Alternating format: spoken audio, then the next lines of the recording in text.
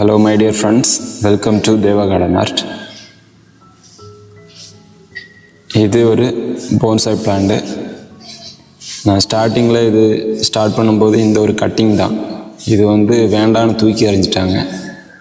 அப்புறம் இதை 2 துண்டாக கட் பண்ணி ஆரம்பித்தது. இந்த பிரான்ச்சஸ் எதுவுமே கிடையாது, எல்லாம் இதுலேருந்து பில்டு பண்ணது. அப்படி ரொம்ப பொறுமையாக பண்ண விஷயம். இப்போ எப்படி இருக்குது பாருங்கள். அது மாதிரி இந்த போன்சாயும் அந்த மாதிரி தான். இது ரூட் இருக்க சைடு, இதையும் இவ்வளவு தான் கட் பண்ணும்போது இவ்வளவு தான் இருந்துச்சு.